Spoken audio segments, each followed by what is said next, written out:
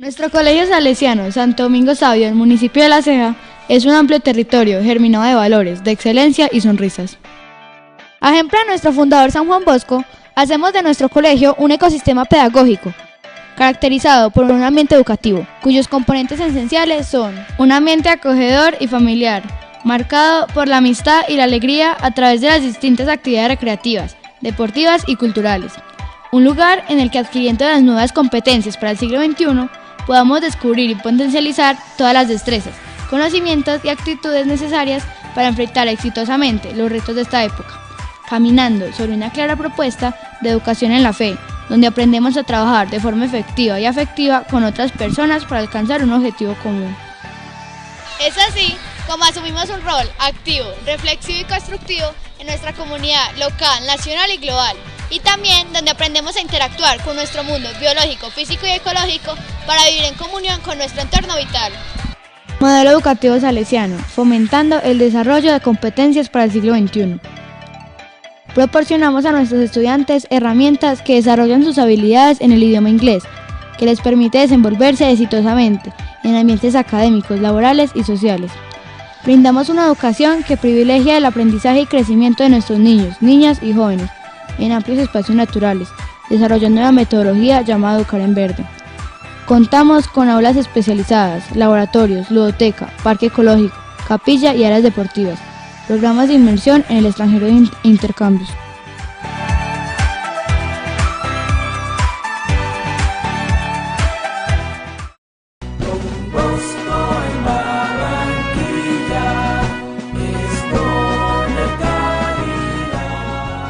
Desde el año 1902, los salesianos hacemos presencia en Barranquilla.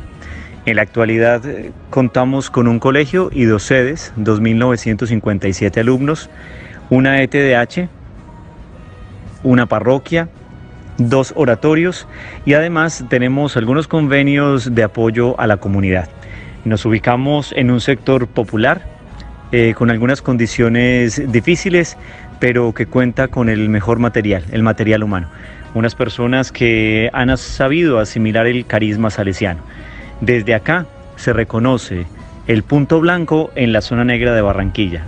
Desde acá somos salesianos. Colegio Salesiano de San Roque, que en la revuelta mar faro de luz, que en pos de los escollos de la vida, a cima llevará la juventud.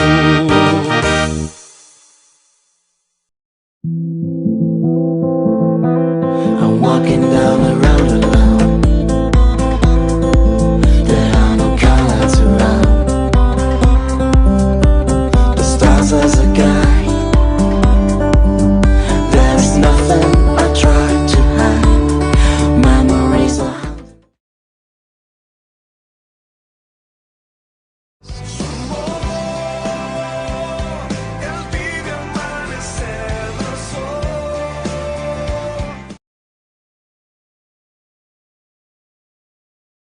tu palabra que ahuyenta mis dudas y que trae luz en la noche oscura.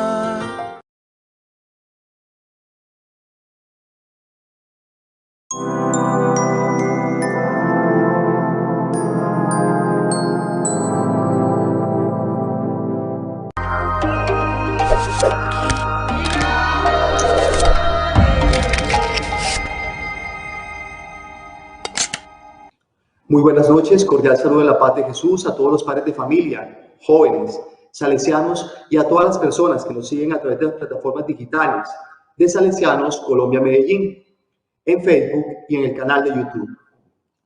El COVID se ha convertido en una de las crisis más fuertes de nuestro siglo presente, trayendo un ambiente de temor, confusión y desesperanza, no solo por el temor a la muerte, sino por las consecuencias y repercusiones en los aspectos sociales, económicos, en un panorama inmediato y futuro. En esa noche tenemos como invitado especial al sacerdote salesiano Hernán Cardona Ramírez, nacido en el municipio de La Ceja, Antioquia. El padre Hernán Cardona es doctor en teología y magíster en estudios bíblicos. Ha sido docente en teología en reconocidas universidades a nivel nacional. También ha escrito varios escritos que aportan al marco de la profundización teológica y bíblica, y actualmente se desempeña como director de posgrados en teología en la Pontificia Universidad Javeriana de Bogotá. En esa noche, el Padre Hernán, a partir de ese contexto que hemos presentado, nos explicará desde una mirada bíblica cómo debemos enfrentar esa crisis y cómo podemos analizar esos tiempos a la luz de nuestra fe puesta en la palabra de Dios.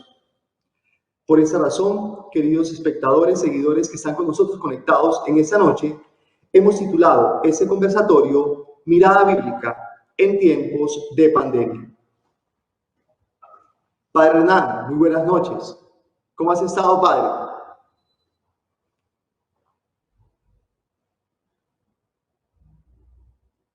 Acompañan en esta transmisión y muchas gracias por la invitación para poder brindar como una palabra de esperanza en estos momentos tan particulares de nuestra historia.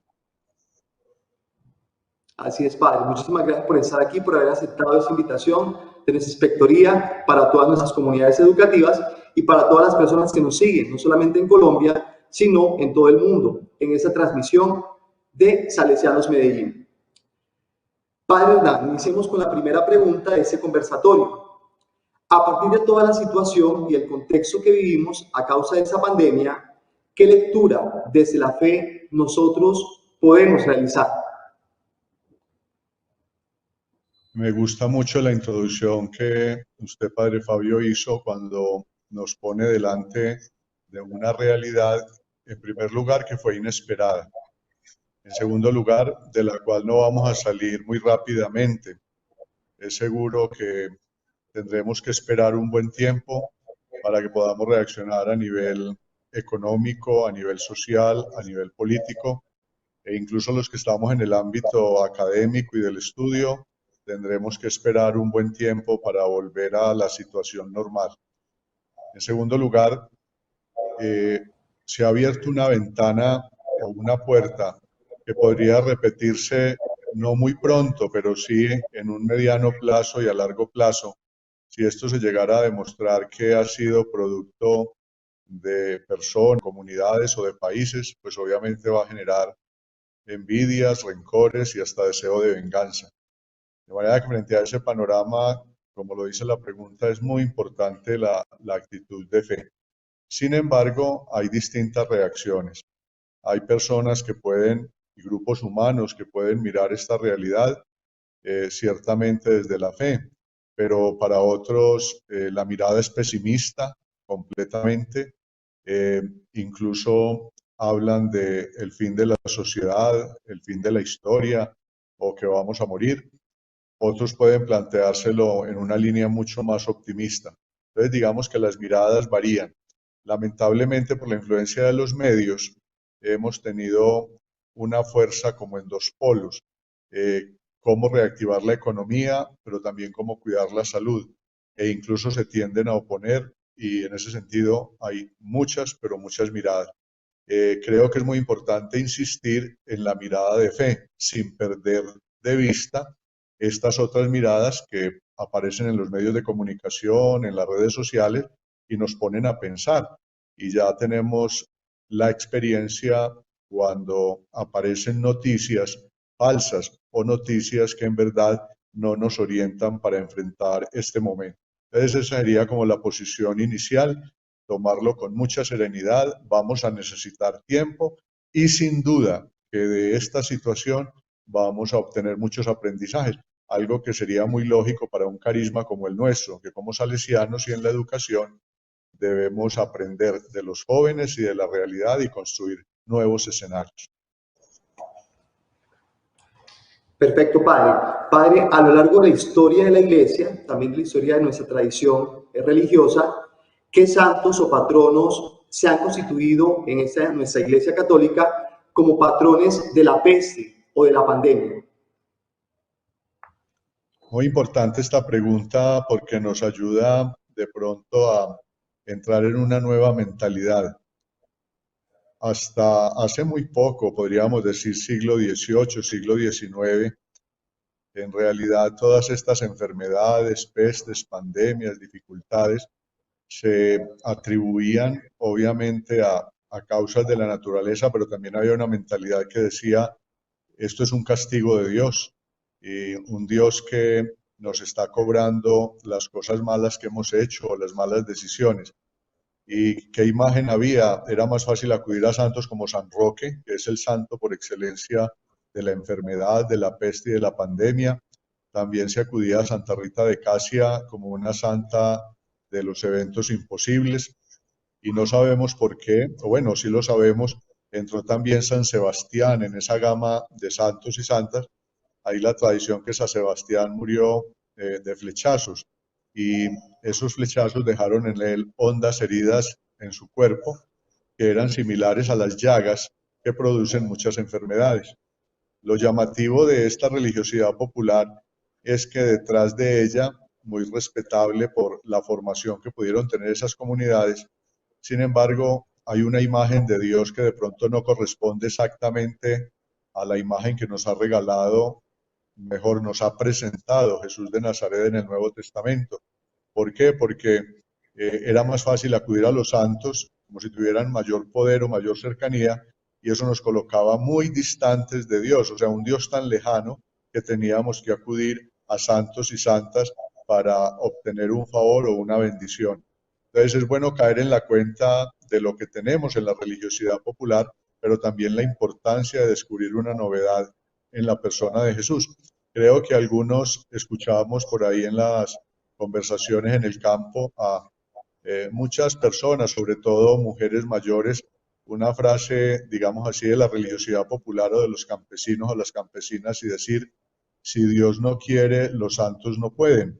Pero también, de otro lado, tenemos las experiencias de acudir más fácil a los nichos de santos y santas, pensando, lo digo con mucho respeto, que pudieran ser más poderosos que el mismo Señor Jesús. Gracias, Padre. Padre, vamos ahora a la fuente de las Sagradas Escrituras, ¿cierto? Ya hicimos un pequeño recorrido sobre la iglesia y la tradición de nuestra iglesia. Vamos ahora a la fuente que también nutre de manera muy exacta la perspectiva bíblica en tiempos de pandemia. Vamos a una pregunta anclada, Padre, al Antiguo Testamento, ¿cierto? A un libro muy especial, el libro de Job. En esa historia de salvación, el libro de Job se presenta como un referente sobre la realidad de sufrimiento, pero también sobre la experiencia de la fe. ¿Qué lectura podríamos realizar a partir de esa historia, de ese libro de Job, Padre? Muy importante esta pregunta porque hay muchas comunidades y personas que se identifican con Job. Por ejemplo, hay frases como estas de decir, tenemos en estas circunstancias de enfermedad y de pandemia tener la paciencia de Job. Y lo digo con mucho respeto, que no han leído el libro. Cuando alguien dice que la paciencia de Job, uno podrá encontrar esto en el capítulo 1, en el capítulo 2 y después de pronto en el 42, pero en el resto del libro encontramos a un Job tremendamente cuestionante. Incluso podría decirlo así con una frase fuerte, nunca nadie ha insultado tanto a Dios como lo ha hecho Job, y ningún personaje bíblico le dirigió palabras tan injuriosas y agravantes como Job.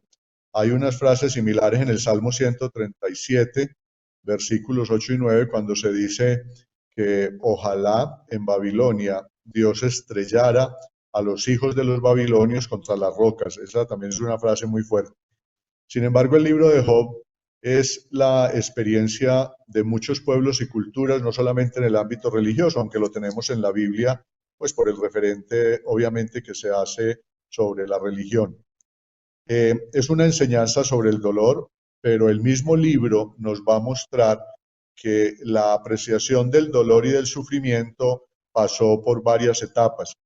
Nosotros conocemos en el libro de Job y en los discursos en los que él va dialogando con los amigos, sobre todo en la parte de poesía, porque el capítulo 1 y 2 y el 42 pues son prosa, pero todo lo demás es en poesía. En estos diálogos se va demostrando, por ejemplo, que Dios bendecía a los buenos y castigaba a los malos, pero mientras vivían en este mundo. ¿Por qué? Porque en aquel momento no había la expectativa de otra vida. Incluso frases similares las encontramos en el libro de los Proverbios en el capítulo 11, también en el capítulo 19 y también en el Salmo 37 o en el Salmo 49. Después hubo un segundo momento en el cual, para poder explicar por qué este dolor y sufrimiento cuando había personas que aparentemente no habían hecho nada malo, entonces se acudió en la Biblia a una personalidad corporativa y este discurso aparece en los amigos de Job. ¿Cuál es la personalidad corporativa? A usted le vino un mal o a la familia le vino un mal por culpa de su bisabuelo. Quizás su papá, su abuelo o bisabuelo ha cometido alguna falta y por eso a usted le llegó esa enfermedad o esa situación, o ha cometido un pecado, y los amigos de Job le reprochan eso. Usted es soberbio y es orgulloso porque no quiere reconocer o que usted cometió una falta o su familia. Después, con la profecía de Jeremías y Ezequiel, cambió la mentalidad. Decían, no puede ser que los padres y los hijos tengan una relación tan estrecha que unos pagan por los pecados de los otros. Y con Jeremías y Ezequiel apareció la responsabilidad personal. Sin embargo, con el paso del tiempo, tampoco esto fue como satisfactorio y no duró demasiado esa mentalidad, porque Israel se entendía siempre como una comunidad y como un pueblo elegido. Y es entonces cuando aparece, y aparece así en el libro de Job, nuevas conversaciones al respecto, porque decían, si es responsabilidad personal, porque hay muertes prematuras, porque tenemos huérfanos, porque tenemos personas abandonadas a la miseria, porque hay que mendigar en la calle, y entonces no se entendía cómo podría ser el rasgo de la justicia. Y entonces, en ese orden de ideas, es el siguiente paso, la siguiente etapa que vamos a encontrar en el libro de Job, que básicamente lo podríamos resumir así. Job es atormentado por Dios con tremendas pruebas y castigos, pero la mejor respuesta es el silencio. En estos días leíamos la carta del rector mayor de los salesianos, el padre Ángel Fernández, diciendo que de pronto una actitud frente a la pandemia podría ser el silencio, pero un silencio orante, no el hecho de que no tengamos que hablar, sino profundizar y meditar y desde allí ya poder hacer un aporte. Pues algo hay aquí en el libro de Job que no se queja, no abre la boca ni se revela, sobre todo en la parte que hablábamos, en la parte narrativa. Pero esa parte se va a volver mucho más fuerte y mucho más difícil cuando ya vamos llegando hacia la mitad del libro y vuelvo a repetir, allí encontramos lamentos y protestas muy fuertes de Job, que en este caso y para la realidad que vivimos en este momento, podríamos decir que muchos de nuestros hermanos y hermanas y familias que sufren.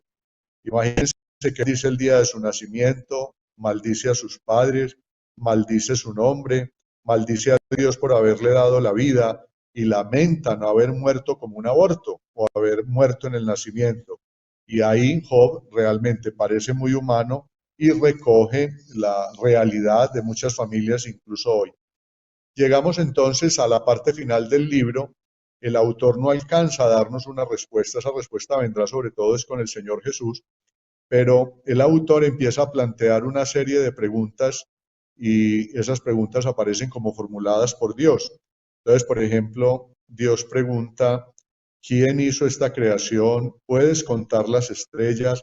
¿Acaso tienes mi sabiduría? ¿Quién eres tú para pedirme explicaciones? Entonces, si no eres capaz de responder esa pregunta, ¿por qué me cuestionas? De manera que el hecho de que el ser humano no logre conocer y manejar los secretos más recónditos de la naturaleza humana y del cosmos, respuestas que solamente están en Dios, pues hacen que el ser humano permanezca en una actitud relativamente pasiva frente a ello, pero teniendo en cuenta que Dios cuenta en su existencia. Esa es una de las, digamos así, novedades del libro de Job, que es escrito por ahí hacia el siglo IV, siglo V antes de Cristo, frente a tradiciones religiosas más antiguas. En pocas palabras, el libro de Job puede recoger el dolor, la preocupación y las preguntas de muchas personas y familias, pero la puerta queda abierta. El valor del libro de Job es decirnos, Dios está allí, pero nos queda el reto ahora de poder adentrarnos y reconocer una nueva experiencia en la persona de Jesús. Me disculpo que me alargué un poco, pero el libro de Job es realmente muy interesante para este momento. No, tranquilo, padre, y una reflexión muy exacta y muy interesante sobre un libro que nos tiene mucho que aportar frente a esa situación. En estos momentos vamos a unos anuncios y ya regresamos.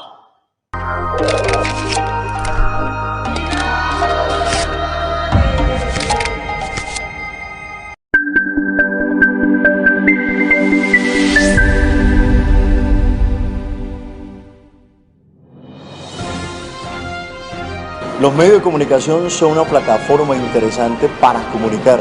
Por eso el Colegio San Juan Bosco de Tuluá, de aquí en adelante, tiene ese espacio Don Bosco Te Cuenta, donde los reporteros son ellos y los protagonistas son los mismos jóvenes. Por eso, de aquí en adelante, Don Bosco Te Cuenta.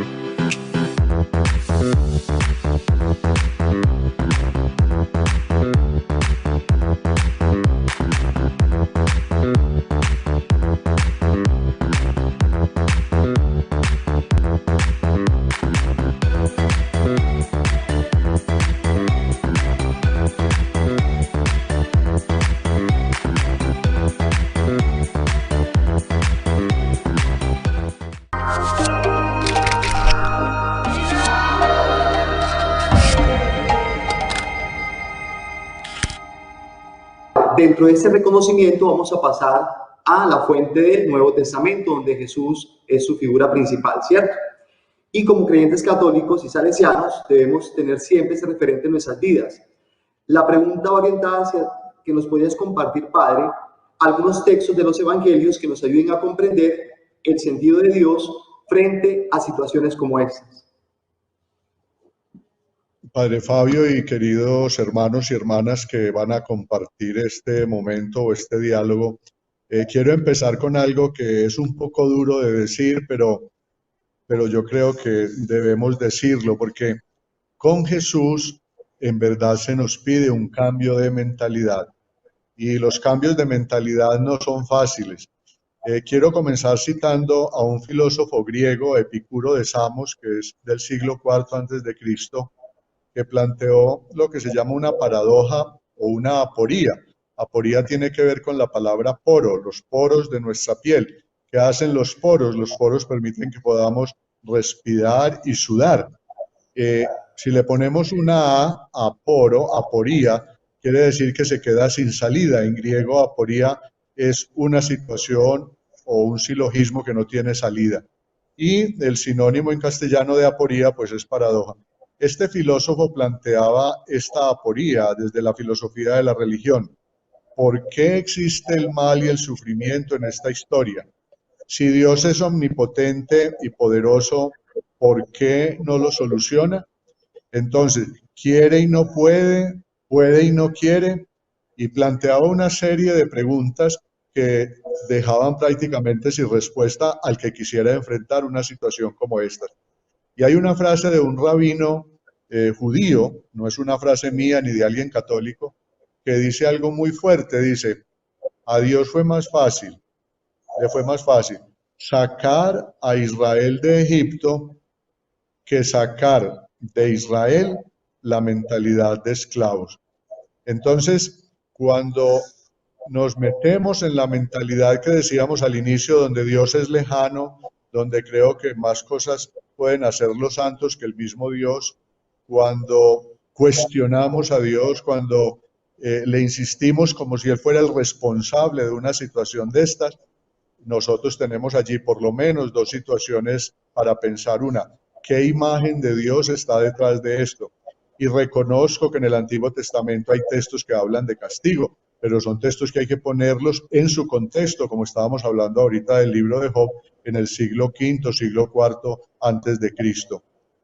Y la segunda pregunta que haríamos a esa mentalidad es, ¿le estamos colaborando a Dios y a la creación con una mentalidad donde nosotros le echamos a Él la culpa?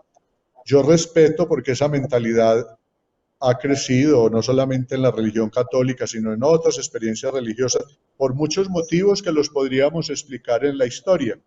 Pero sí quiero insistir, y entro ya a responder la pregunta que hiciste, Padre Fabio.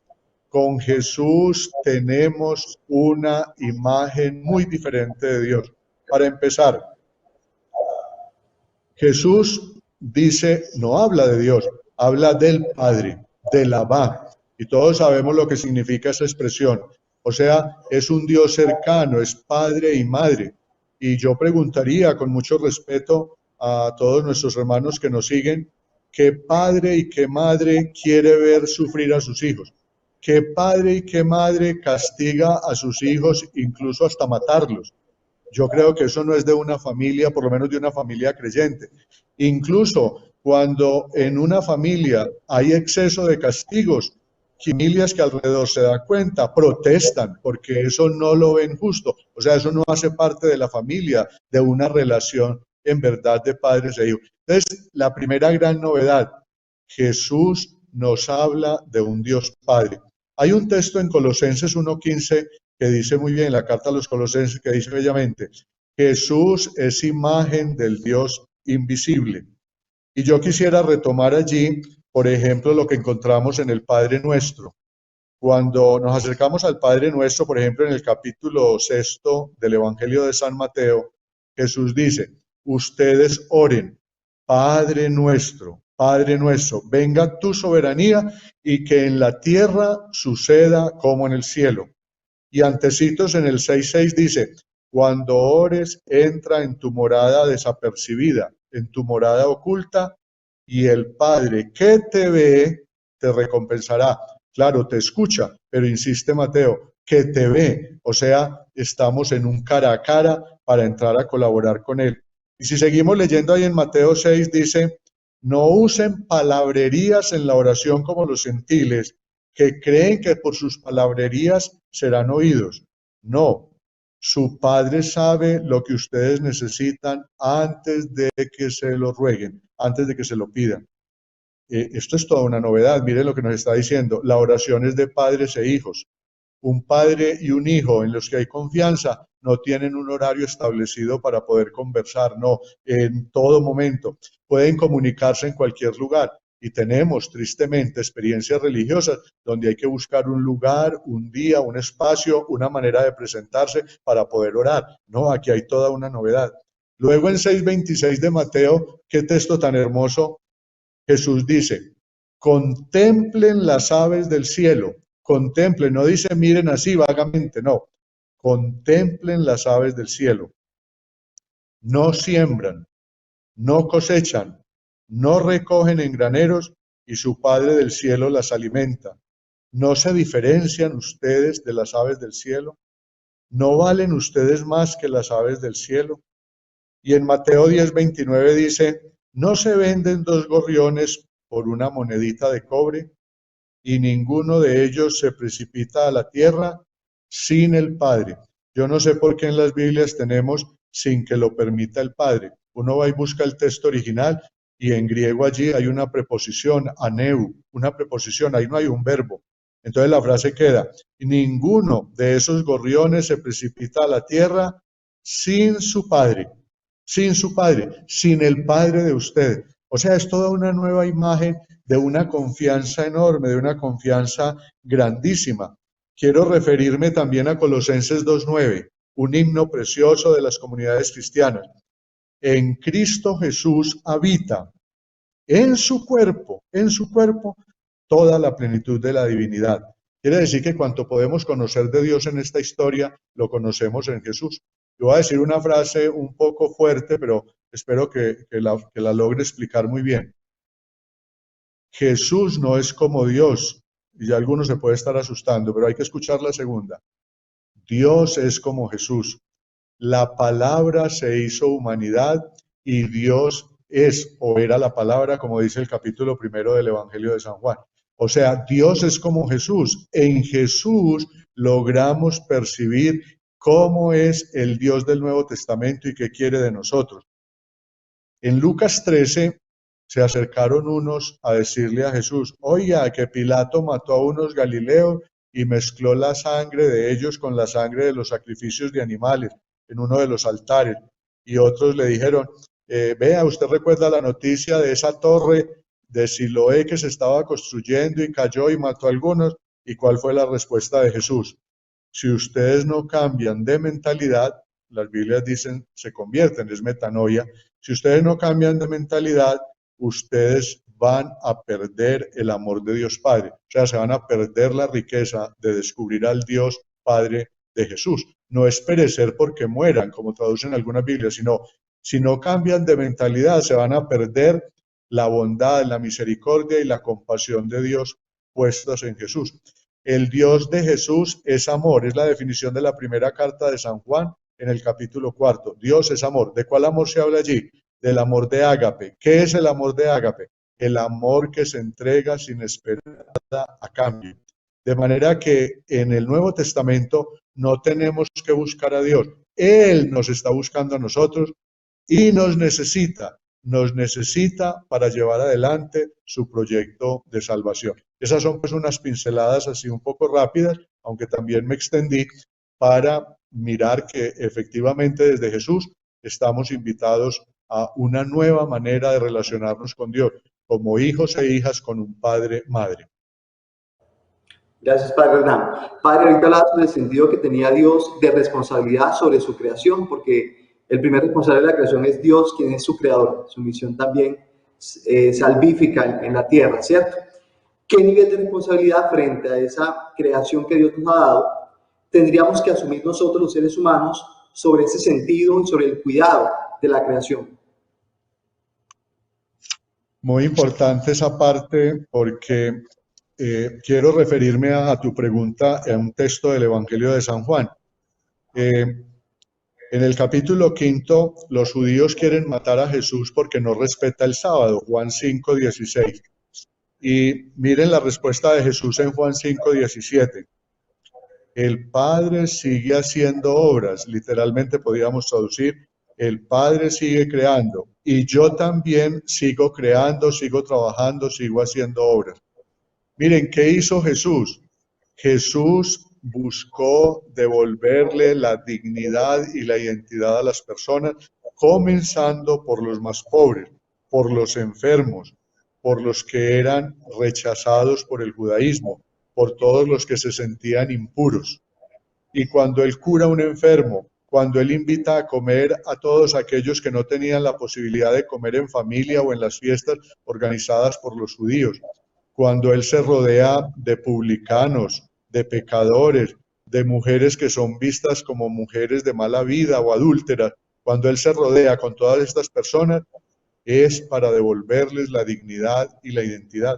Y entonces cuando en Juan 5:17 dice, el Padre sigue creando, yo sigo trabajando, yo sigo haciendo obras, nos está diciendo que Él cuenta con nosotros, que Él nos ha destinado, como está en el capítulo 8 de la Carta a los Romanos, nos ha destinado a reproducir en nosotros la imagen de su Hijo.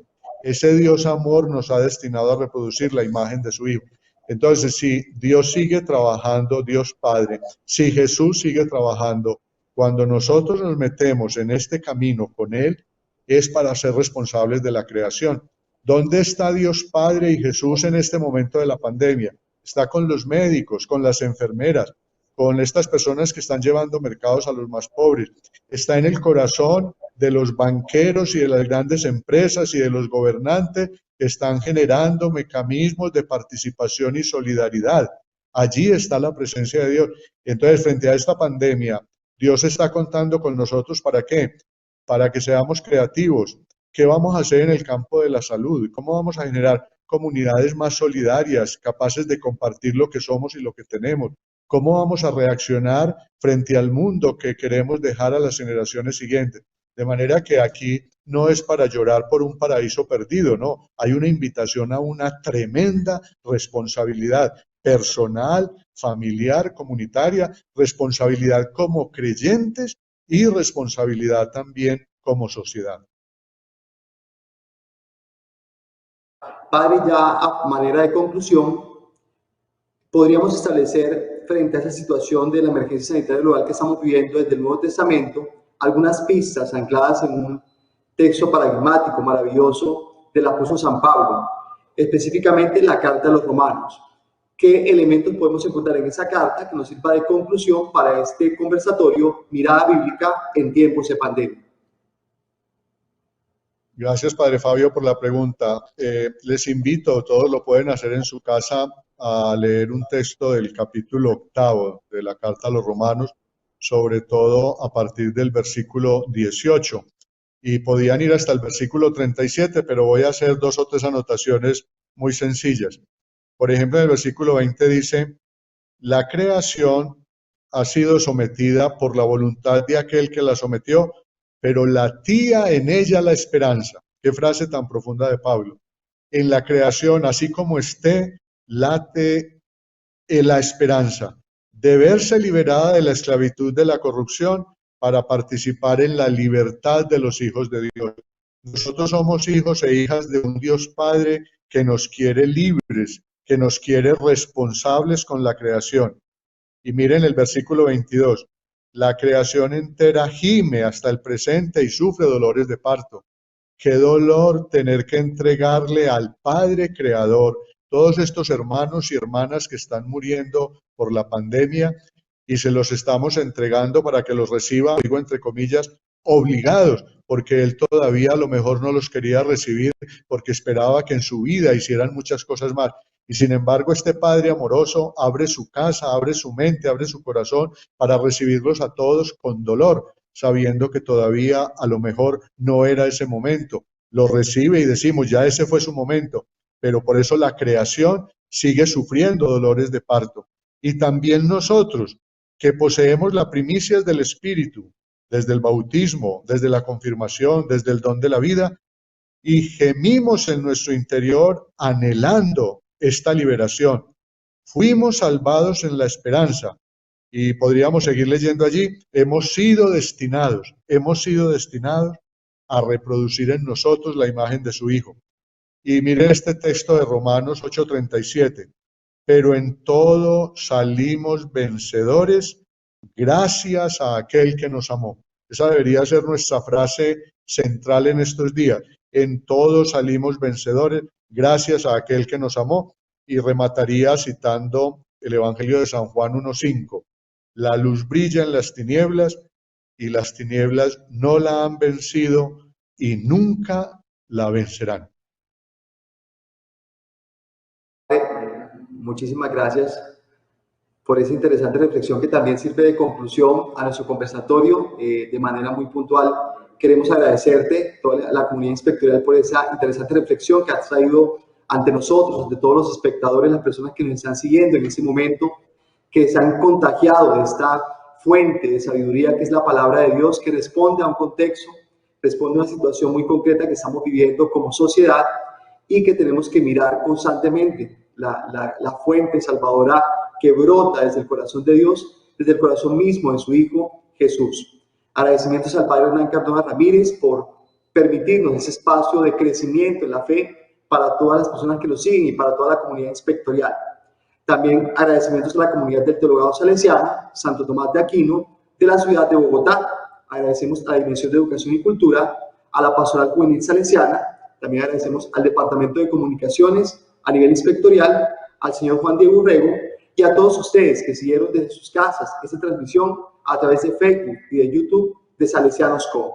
Sigamos adelante de manera muy especial, Padre, y muchos agradecimientos de corazón por estar presente en este conversatorio.